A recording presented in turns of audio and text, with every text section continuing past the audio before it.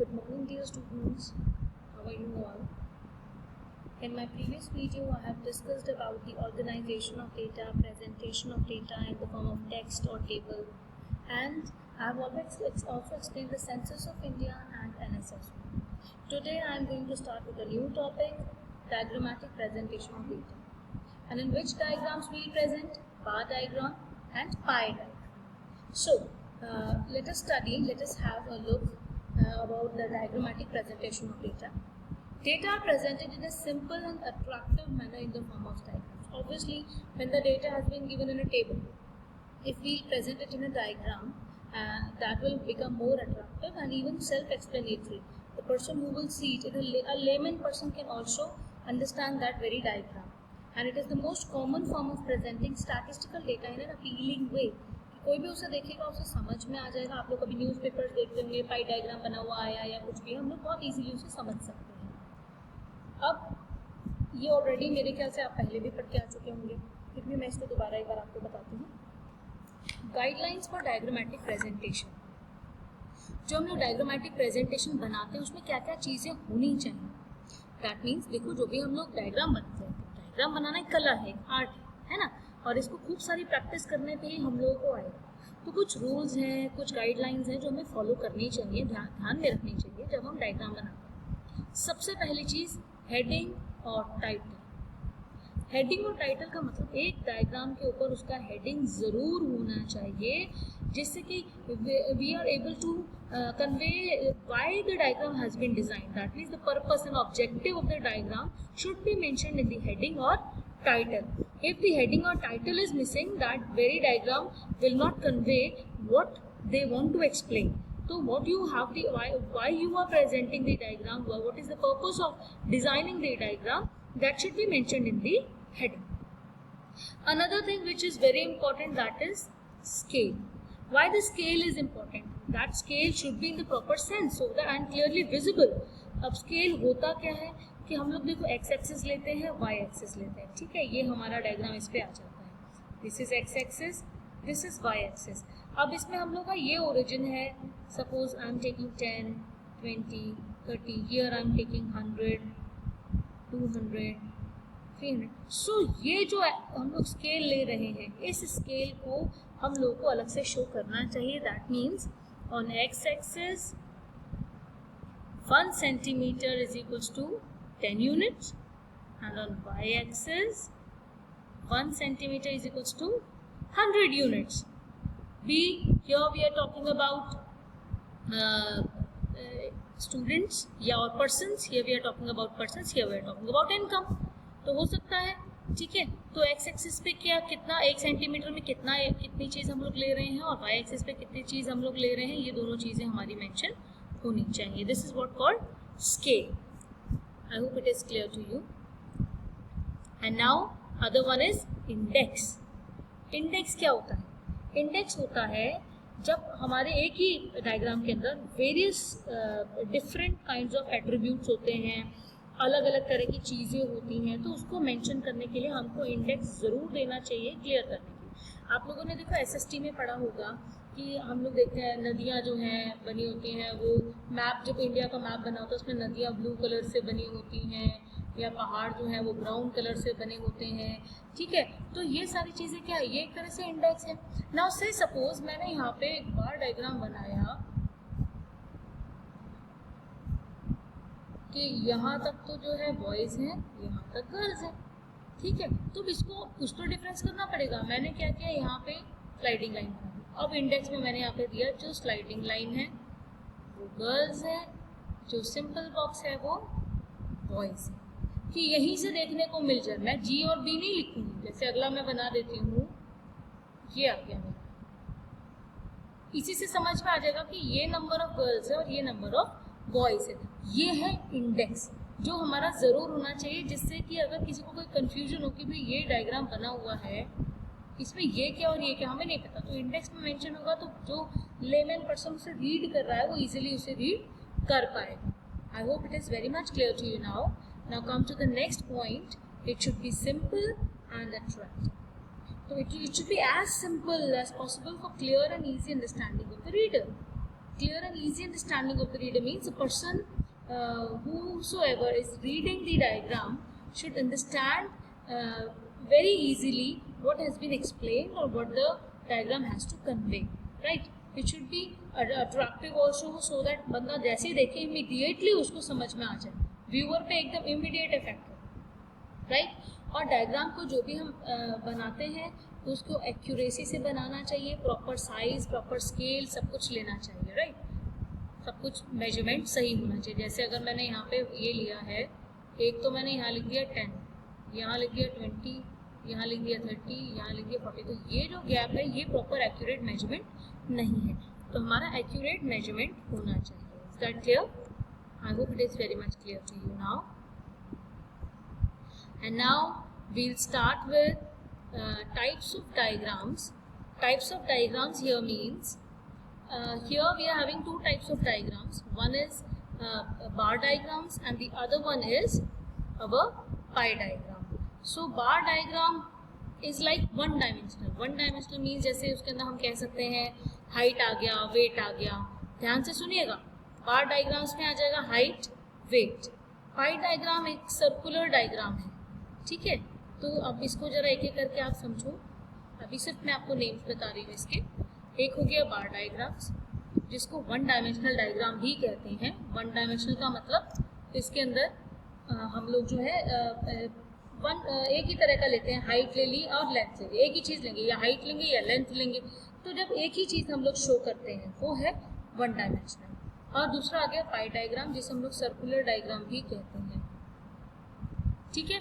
तो बार डायग्राम हमारे कितने टाइप्स के हैं? सिंपल बार डायग्राम, मल्टीपल बार डायग्राम, सब divided bar diagram, percentage bar diagram, broken scale bar diagram and bilateral और डेविएशन बार डायग्राम। अब मैं आपको ये वन बाय वन बताऊंगी।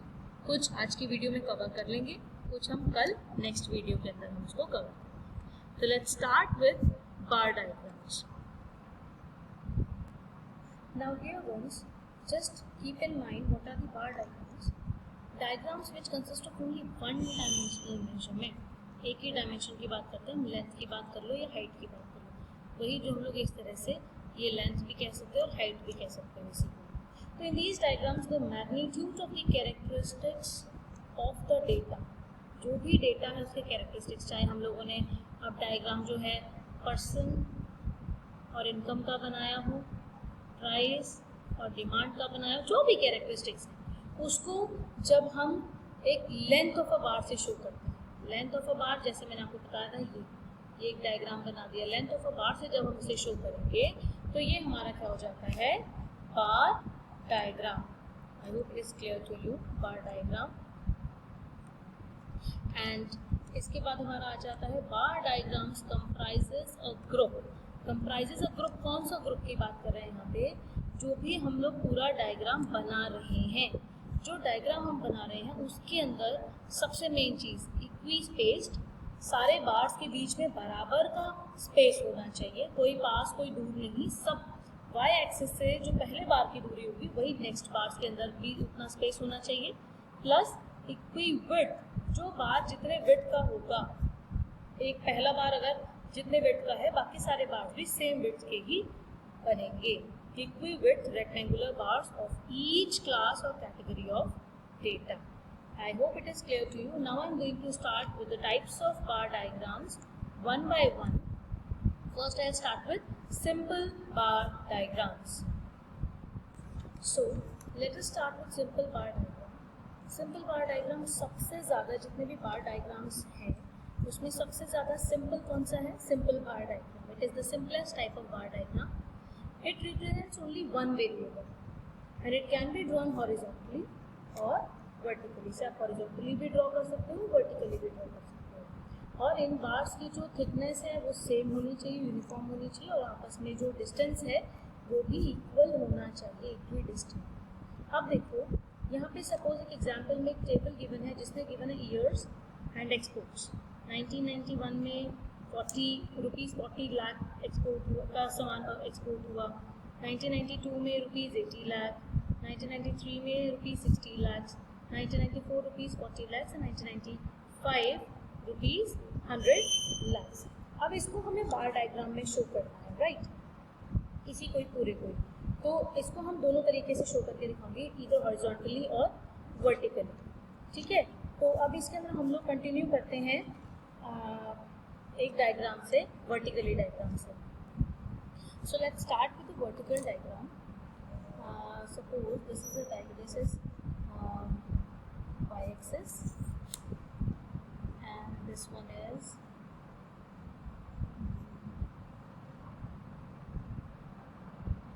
x axis, right. ये हो गया हमारा x axis, इसको मेंशन करना बहुत ज़रूरी है। We have to label the diagram completely, you know that it is very important to label the diagram. This is y axis and this is x axis, this is origin, right, we write it origin। अब हमारे पास है export और year. हम लोग year को ले लेते हैं x एक्सिस पे, ईयर्स। अब यहाँ पे और यहाँ ले लेते हैं हम एक्सपोर्ट, रुपीज। अब एक चीज़ का हमें खास ध्यान रखना है कि इसमें जो हम लोग डिस्टेंस ले रहे हैं वो हमारा बराबर ही होना चाहिए। जैसे ये हमारी स्टार्टिंग है, अब देखो यहाँ मेरा डिफरेंस हो सकता है, तुम्हारे में डिफरेंस नहीं आना चाहिए, राइट। हमने एक लिया यहाँ पे,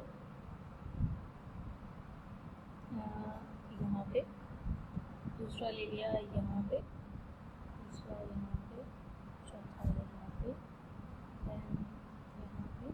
आई होप आसपास ही आ रहा होगा, मतलब बराबर का डिफरेंस ही आ रहा होगा, because here I am unable to use the scale properly and you people are having the scales.